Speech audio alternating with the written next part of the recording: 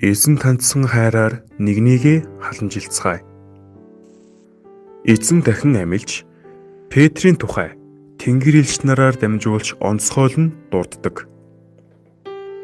Харин явж түүний шамнарт болон Петрт тэр та нараас түрүүнд Галил руу явсан тул айлцсныхын дагуу тэнд та нар түүнийг харах болно гэж хэл гэв. Марк 16-гийн 7. Есүсийг 3 удаа үгүйсгэсэн Петр шаналн гашуудж буйг эзэн мэдсэн учраас юм. Есүс мөн 3 удаа Петр тандан "Чи намайг хайрладаг уу?" хэмээн асууж Петрийн бүдэрсэн итгэлийг бүрэн төгс сэргээж өгдөг. Тийхүү Петр 3 удаа эзнийг үгүйсгэсэн ч өөрийгөө хүлээн авсан эзний өмнө чин үнэн сэтгэлээр хайрыг үтсэн юм. Эзэн тэр хайрын өчлөөр дамжуулан хөндийг нь тэжээхийг түүнд тушаадаг. Онцлог зүйл нь Есүс Петрт "Чи хөндийг минь хайрладаг уу?" гэж асуугаагүй. "Намайг хайрладаг уу?" гэж асуусан нь юм.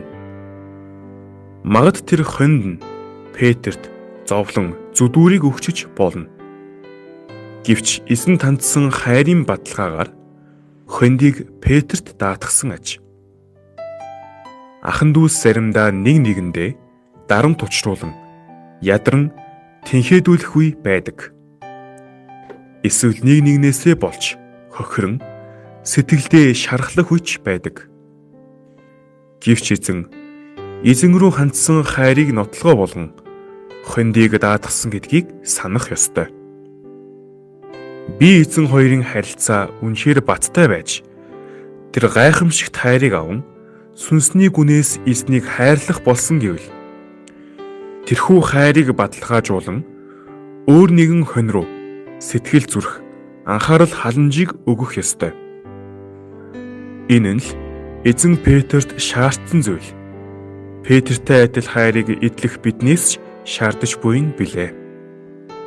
Тунгаан бодолд эзэн тандсан хайраар нэгнийгээ халамжилцгаая байлаа.